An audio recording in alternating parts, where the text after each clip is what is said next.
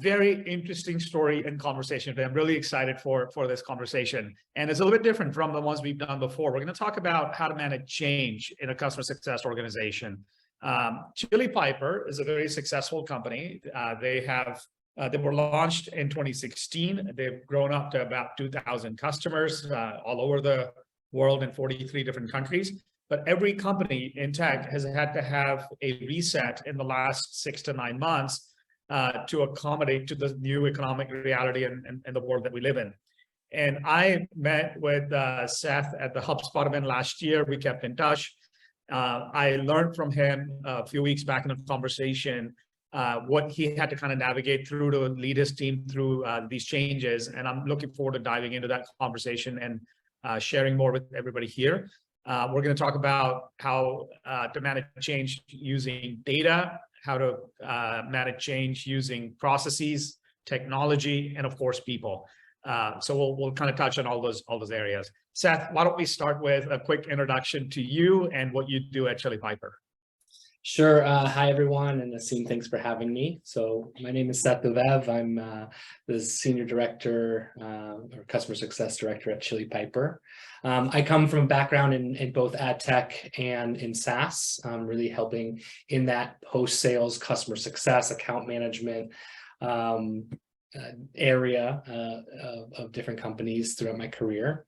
I'm really focused right now, of course, in Chili Piper, to really focus on specific metrics, really post onboarding and post sale, which is really to help improve NRR and logo retention and all these different important KPIs that help us at Chili Piper grow as a business. For those of you who don't know what Chili Piper or who Chili Piper are, we are an advanced scheduling and routing software for B2B revenue teams. And our products help teams double their inbound conversion rates, increase customer satisfaction, and really at the end of the day is help reach new levels of productivity. So that's a little bit about me. I'm based up in Boston, Massachusetts. My wife is a school teacher. I have 2 kids. And yeah, as we were talking before, I'm excited for the spring and for the gray skies to clear. So. You and the rest of us here are for sure excited for spring. So Seth, tell us a little bit more about your trajectory at Chili Piper. How long have you been there? Where were you at prior to Chili Piper? Sure. So I've been with Chili Piper for about 2 years. At the time when I started, there was about 4 CSMs, and we were in between Series A and Series B. So it was really a foundational start. When I joined, was to really build the foundations of our customer success department, which is now a little under 30 people, which I oversee. And prior to my time at Chili Piper, I've worked at other SaaS companies and also ad tech companies. I primarily focused in ad tech for a company called Integral Ad Science, starting really around, I think there was about 40 people when I started. I was there for about 8 years. Became a global company and were acquired by Vista Equity Partners a couple of years ago for it was a good day, good celebration. And now they're a public trading company. So it's been a really great experience working and shifting in different types of business models and learning from kind of different sides of a similar coin. And yeah, I've really felt that for me, being in a SaaS company has really been a great opportunity as a CS leader to really hone my CS and customer success skills and principles, because I feel like this is a really good advanced area where we're able to actually measure and drive those outcomes that businesses need, especially now. Right.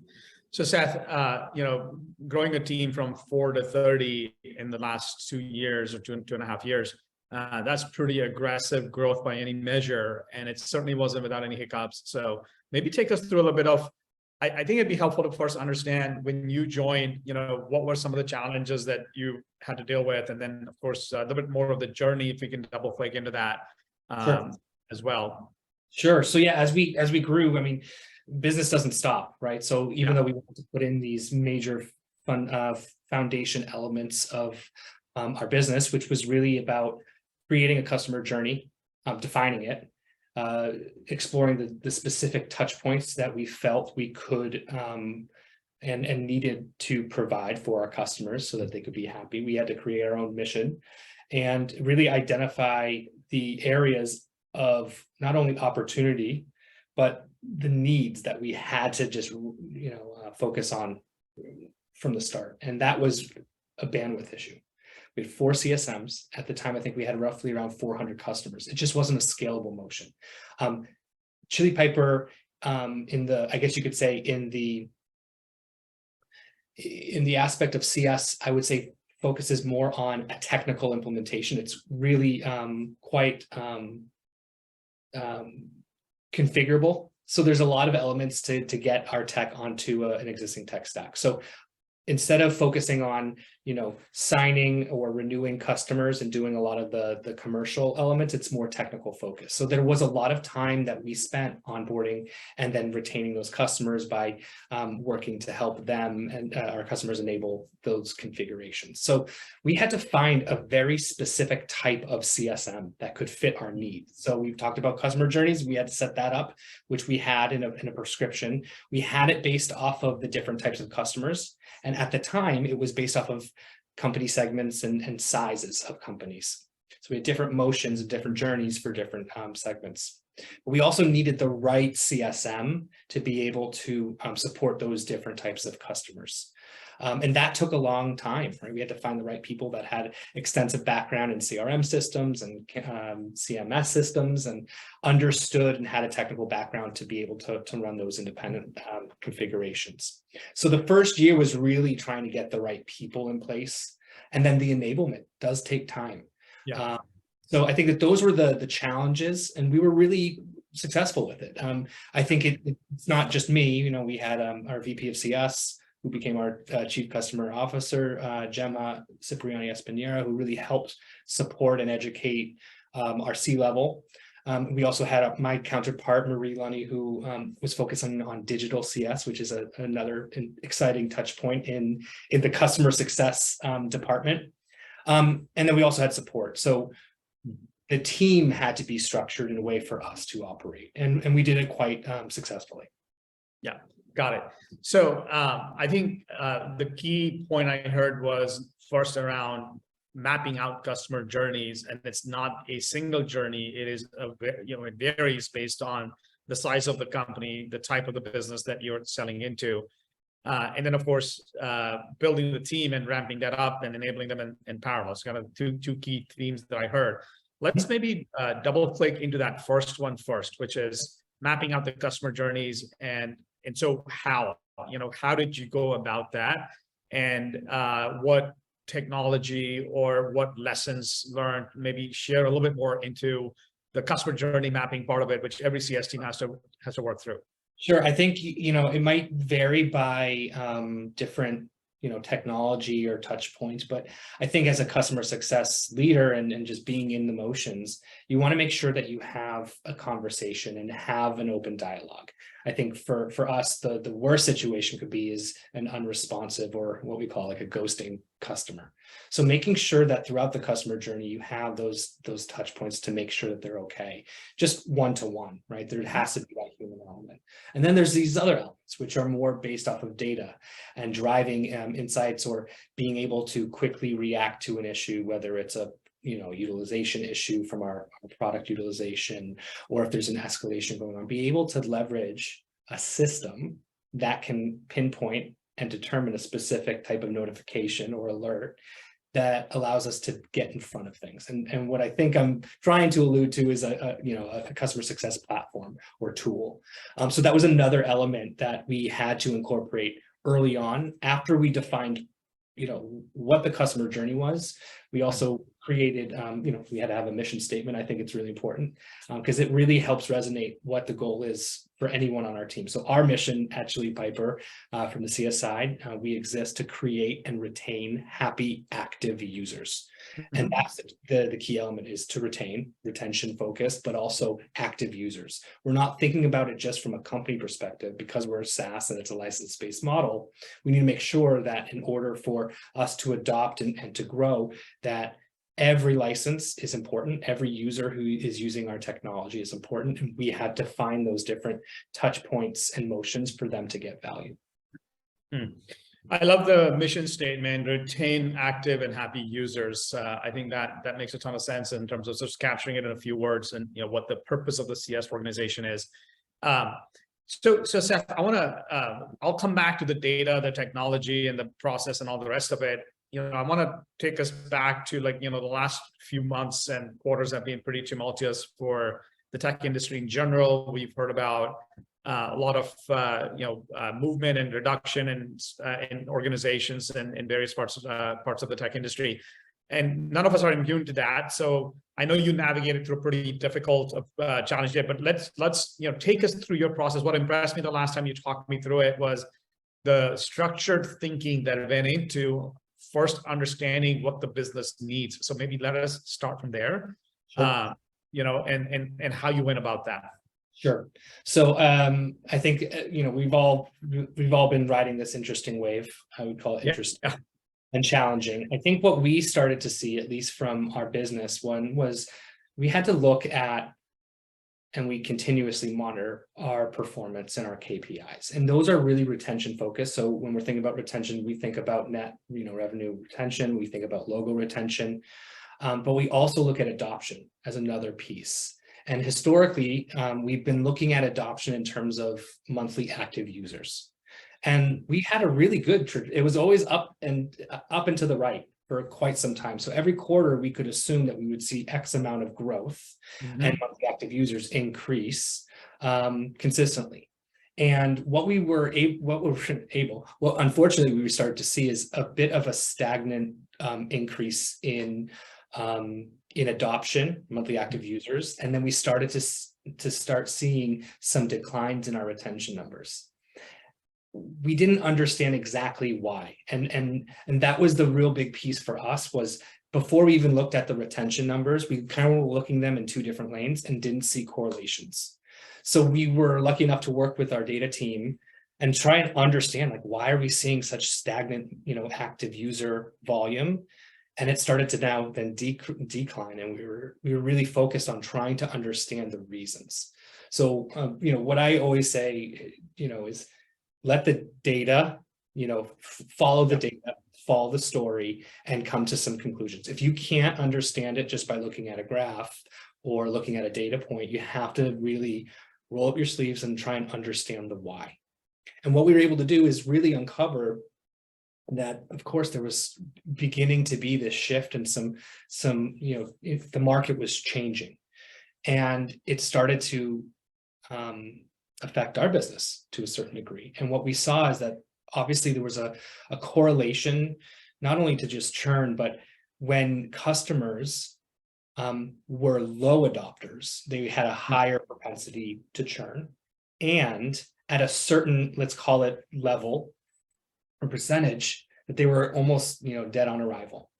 So we had a starting point to really understand, hey, we need to really double down on our motions to really address adoption, obviously, but it has to be focused on, I would say, two specific tiers: the customers that are in the red and the customers that are in the yellow. Yeah. And I think this was definitely something that I think a lot of CS leaders look at, health scoring and all the other models, but we saw a direct correlation, and that allowed us to take action on it. Got it. So, you talked about leveraging data, and of course, you talked about the customer journey and then looking at different metrics along that journey. So for adoption, you mentioned monthly active users. What are some of the other, actually, before we go there, what was the first signal that you got that something is changing? We saw a signal too, even though we're a far smaller scale, it's more sort of somewhat anecdotal and somewhat, in our data, but kind of combining those two things. But to us, it was sort of the signal that we saw was kind of in the July timeframe last year, that something had changed in the market, and the focus had shifted from driving new logo acquisition to focusing on churn reduction. In our conversations with revenue leaders, that was coming through pretty loud and clear. So I'm curious, when was the first signal that you were able to find in your data set that indicate something had changed in the market? I think it was two fronts. I've been talking about monthly active users, but Yeah. going through this exercise, we had to actually kind of go a couple segments deeper into that motion, and we were able to redefine our adoption-based metric into product utilization.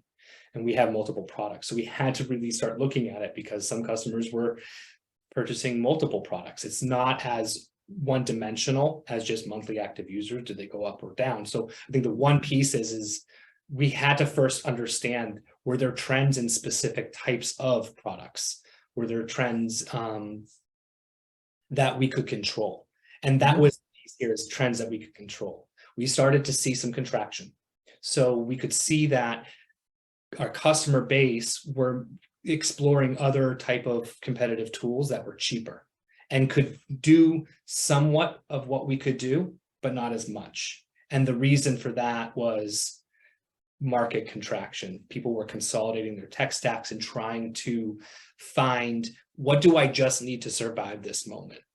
And that change in terms of utilization was correlated to what we started to see is coming from specific products versus others. So I think that was the starting of an indication of customers and the economy kind of holding in, consolidating, and being very mindful of every different product or vendor that they're using. And that's where I think, similar to in July and August, I think that's when we started to see that dip, and we were already in the motions of looking at the data. So we had an understanding of what we needed to do to start thinking about changing our motion to help address those things. Got it. Now, Seth, let's I think that's very helpful. Now let's build on that a little bit, because one of the things I heard you talk about is how you started to rethink the ICP for your company based on what you saw in the data. So take us through that story, right? Like, because the typical reaction is, I need to change my messaging. I need to change the way I'm acquiring customers or driving adoption, et cetera. Rarely do companies step back and say, am I targeting the right customer set? And that usually is a pretty significant change when you make that. So what signal did you find in the data that led you down that path, and how did you tackle that? Well, I would say it wasn't me. It was, collaboration with our data and our data team. Yeah. But what we were able to see is not only that there was a correlation between product utilization, and at a certain level, it was kind of dead on arrival, but we also saw that in terms of different kind of customers in terms of their spend. So a customer that didn't have as much, we'll call it weight in the game, or didn't invest enough in terms of, commitment to us, that they weren't committed. So we started to not only see patterns and trends and correlations between product utilization, but also what type of customers fell in those kind of buckets of a high adopter, medium, and a low. And there was direct correlation between the ARR for each different kind of customer profile. So what we realized is that when we overlaid that, and then we also said, well, these are different now ARR-based customers, right? But they don't match exactly to what we had defined as a customer segment. So a SMB customer, 50 or under, 51 to 999, employees, and then the 1,000 plus. They were completely different. And that was almost our moment where we're like, we need to start thinking about supporting the right customer based off of their needs as a business, so that we retain and grow those pieces of business. Got it. So it was really layering in the adoption metrics and retention metrics with MRR segmentation that kind of led you to that. So what decisions did you make coming out of it? What choices did you do? Where's the focus for the business now versus where it was before? Sure. So, I think it was a challenge, right? Because we were continuing to grow, but we also needed to prioritize those customers that we knew had an optimal percentage or chance to grow. So as we started modeling this, we identified, that there was misalignment in terms of the support. And we did look at also like lifetime value. Do we also see that those customers that might be, let's say, in an enterprise, bucket, generating very, very small amounts of ARR, did they ever show any signals, or did they ever grow with even in that? So we also looked at in terms of growth was like an NRR, lifetime value motion, to say, okay, well, in the past 12 months, did they expand? Did we see some upsell or additional license growth, or did we have other growth motions that would indicate that, yeah, they're an enterprise. Once you get in, the idea is, you plant a seed and you can grow. If that wasn't the case, those were the determinations. So what we tried to do is just kind of put it into like a t-shirt size model. We still maintain from a sales department organization the customers that we're going for, right? But from a support model, we treat them in three major buckets, so to speak: large, medium, and small. And small is more of a pooled motion. We still have one-to-one onboarding experiences, because it is, we definitely want that experience, positive experience. It does need a little bit of support. But then we found ways to incorporate scale and availability to those types of customers. And then on the medium size and large size, we have dedicated support. So it hasn't really shifted the motions that we already had in place. It was just redefining those customers and just trying to re-enable and educate and provide the value to those customers that we know need the support. And sometimes. Yeah, got it. Okay, so now I think this has been super helpful. Again, for those of you watching this live, if you have any questions about any of what we just discussed for Seth, please feel free to raise your hand. We'll open the line to you, or feel free to ask the questions in the chat session. But the intention is to keep this as interactive and have this be as useful as possible in terms of addressing any questions you might be working through in your own work. Okay, so Seth, I think the whole process that you just described around, the mapping the customer journey, identifying the metrics, watching those metrics and layering that with MRR data to see where the signal is shifting, and then making decisions based off of that to focus on a certain ICP, that all made sense. Now, obviously, all this requires a fair amount of data infrastructure. Sure. You mentioned a data team. I think we talked about this. You have a CS ops person as well supporting you. Is that correct? Yeah. So we have a data and RevOps team really focusing on that and connecting those experiences within our own, journey. So we have, the sales ops team that really help the sales motion, resale motion, and then we have our data team, and then we also have our CS ops, and they all fall under the same remits. But I am lucky enough to have a CS ops person who was also one of our CSMs to help move the operational motions at scale, which is definitely a huge plus. We haven't had it for, I would say we've really only been able to tap into his new skill set and his new role for about 3 months, but it's really been extremely helpful for us. Got it. So, let's talk about the CS ops role for a moment, because we talk to a lot of CS teams and CS leaders, and we find the ops function is relatively new in the CS world. In sales ops, we've seen that for a long time, and sort of focusing on how to manage all the different systems and data and whatnot. But help me understand how does the CS ops person support your organization? Yeah, so I think the CS ops role really kind of helps become kind of a someone who creates bridges into other systems of our company, right? And what we've seen through our own experience when we're bringing in tools or leveraging different technologies, they always connect back to CRM systems or a data warehouse and all other things. So, from support, it could be a Zendesk, and, we use PlanHat as a CS tool. We have Salesforce and all these things. They all are interconnected. And if you don't have someone that is thinking in terms of what's best for the customer, how can I help support the customer? And how does this type of motion, whether it's, we're measuring customer health, or we have different types of motions to help our team, address proactively these issues. If it doesn't tie back to being able to leverage all that other, company intel, then we're working in an island and it's not going to help. So this role really helps make sure that if we're looking for a specific need, that this person can lead the operations of it. So let's say that we identify, hey, we need to find a way to proactively inform a customer of a drop in utilization. Well, what does that mean for a CSM at scale? So it could be playbook creation, but it also is, well, how is that playbook triggered? So it's knowing the different touch points and notification motions that we need in order to do something at scale for not just one customer, but for the 2,000 that we support. So it's a vital role, and it also takes a lot of time and resources. And we can't expect CSMs that own and manage their own book of business to be able to leverage that. And we also need someone who has experience.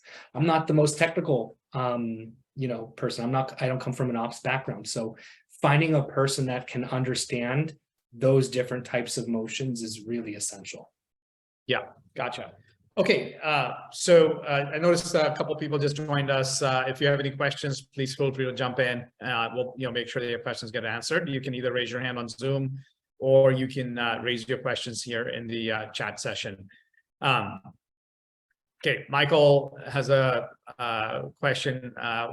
Prior to getting the CS role, ops role formalized, were those tasks distributed across the team? So I think that's a great question, because who does that when you don't have an ops person on your team, or until an ops person actually shows up? Really great question. And I think we were fortunate enough to have a department, the digital CS org, to really focus on that digital motion. So within that remit at the time, that was really, it was focused on operations, enablement, and knowledge-based management. So we already did have a kind of a subset team within our org chart to help drive those motions. I think it's a real big challenge that a lot of companies are facing now is, how do we get either the resource that we need, right? Because I think budgets are a bit challenging, but also how do we leverage the existing support? And I from a previous company, I think it was just really just surfacing the challenges that you have, and to, if it's the C-level or department head, but also highlighting the impact it will have on the business if we can't get X amount of resources available, and also provide some suggested options or routes to take. So maybe it's asking for a specific amount of time per week or per month from an existing team. Let's say it's sales ops, to help support some of these motions, and then be able to highlight, like, how are you going to be able to track that success, or what is the return going to be? And I think that that's more kind of like the politics side of it, but it's really important, because if we can save some efficiencies and retain customers, it's really going to help, cost what is it, 7x more to bring in net new business than to retain. Leveraging industry benchmarks or data to help prove out why that's important is always a really good way to try and put that in motion, or get the resource that you need. Yeah, got it. Okay, so I think I want to shift gears a bit and talk about the data infrastructure, Seth. And I will probably I'd love to double click a little bit and understand. You mentioned a few of the tools that you use, obviously, but take us through a little bit of what the data infrastructure looks like that supports your team, and the specific tools, but also how those tools are being utilized and what kinds of metrics or data points that you look for. You mentioned monthly active users a while back. I assume you look at, obviously, the retention rates, but you kind of double click that into the team. What ownership of metrics do they have, and how do you measure that, and what metrics do you look for? Okay, lots to unpack.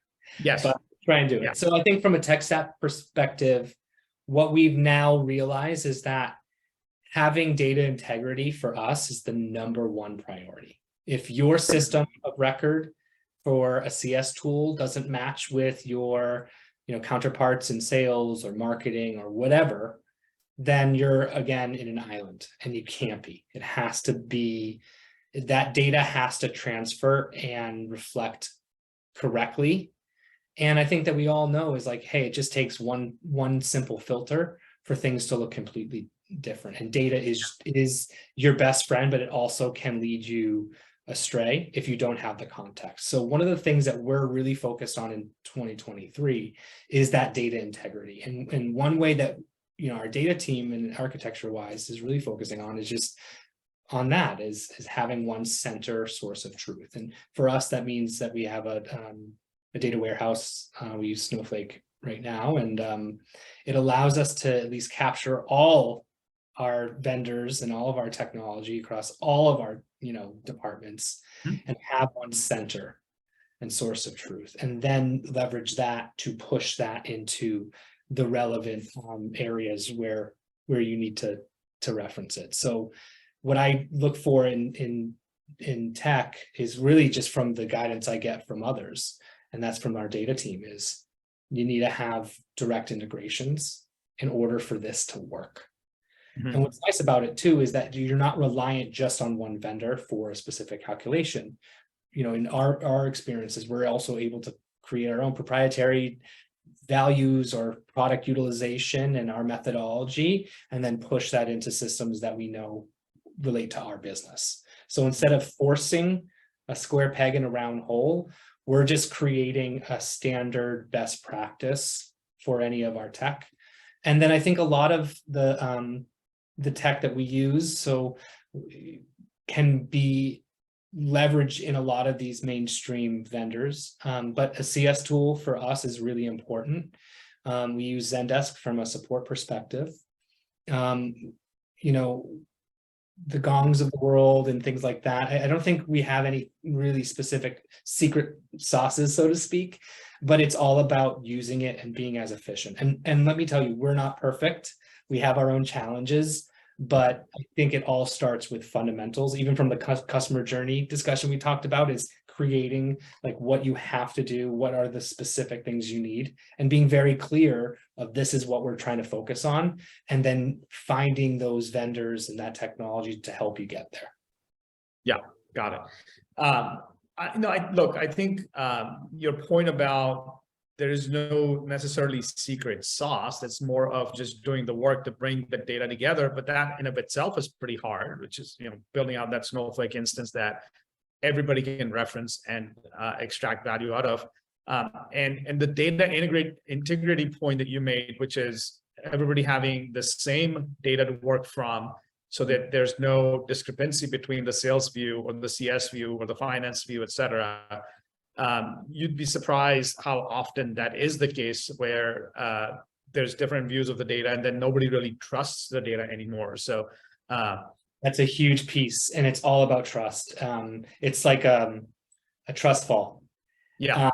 And that is challenging, right? Because we're talking about fundamental building blocks, but there's still business that needs to be operating. So this is all along the side of winning new business, dealing with, you know, potential churn or mitigating, you know, those things. So it is a bit challenging. I think Michael had a question on chat regarding like, how do we know he was right? Is that the question here? Yeah, he's asking a question around data integrity. How do you measure it, right? So is there some metric that you use? So it's kind of a meta question in that sense that, you know, how do you know that you have data that is data you can trust? That's a tough one. I don't think from a CS perspective, we have a technology to show that. I think it is all about collaboration and alignment with your counterparts. An example was we saw a drop in utilization yesterday, like enough for it to not look right. And I think the trust piece is that what's nice is to see is this is something that we just rolled out, a new kind of way of looking at things. And our team is able to raise their hand. So individual contributors like, hey, this doesn't look right for my business, and this doesn't look like this. Is there any indication of, was anything done? Maybe it's something that was pushed, a product thing, a data, you know, sync issue. And then we have a process to raise our hands and ask questions. And I think it's all about being transparent.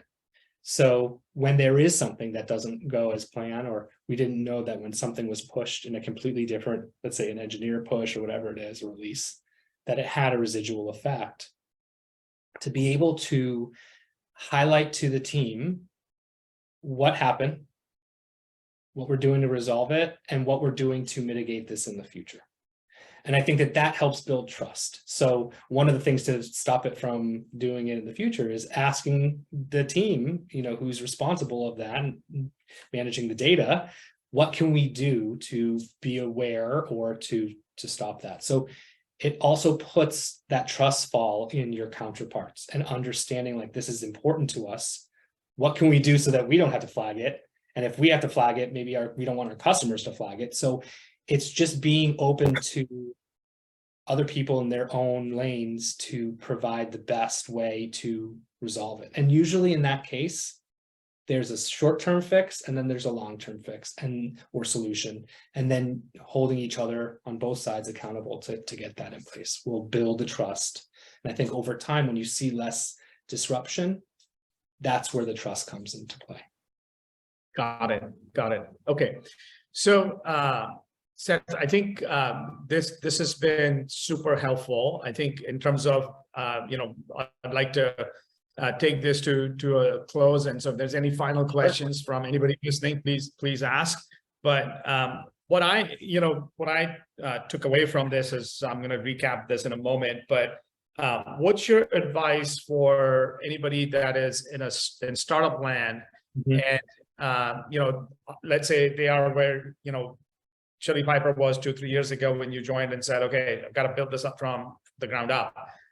So a company that has found product market fit, starting to scale up, what's the right way to think about investing in data, technology, people, process? Maybe share some words on that before we take close. I would say I like to do the crawl, walk, and run approach with all the decisions that we make. Understanding what are the must-haves, right? So if you're new into a role or new into a team, is really just listen and assess and understand where there might be some challenges, both from an infrastructure, but also on the ground, like talking to the people that are working with customers and really try and understand, well, what needs to be done? What is the most important piece?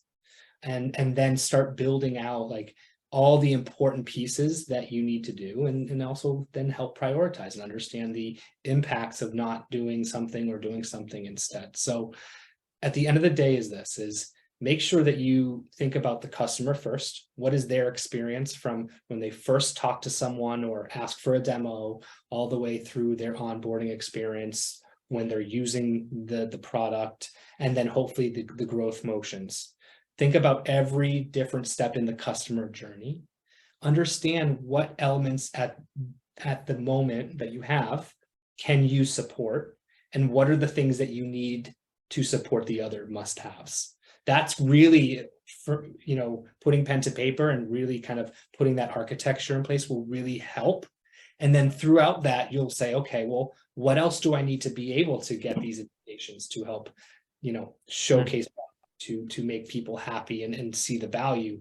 I think it will come naturally. And if not, I love Google, ChatGPT, and all these cool things. Like, there's easy references to just learn from people that have been successful and iterate and adjust to sometimes the things that work better for your business that they don't talk about, obviously. Yeah, makes sense. Love this conversation. Thank you for making the time. Now, if anybody wants to reach out to you and ask more questions later on, what's the best way for them to find you? Yeah, reach out to me on LinkedIn. Probably the best way to do it. I try and respond to as many, reach outs, and I always like to try and pay it forward. And it's a community here, so it's all about the people that you meet, and I love talking to people and learning from people, and also providing some perspective or guidance if they want to hear it. So yeah, reach out to me on LinkedIn, Seth Dovev. Hopefully you can see me. My mugshot's a little bit different, but happy to help support wherever people have questions. Seth, thank you so much for your time. For those of you who joined us today, we're going to wrap up the session here. You'll receive a link to this webinar recording shortly after. We'd encourage you to share that with your friends and colleagues in the CS world. And we will have another exciting episode next week. But thanks again for all of your time, and look forward to continuing this conversation with many of you offline. You can find me at asim@amersa.co, or you can look me up on LinkedIn. And we're always eager to have conversation around how data, people, processes all help change the world for customer success teams. So thank you all for joining us today.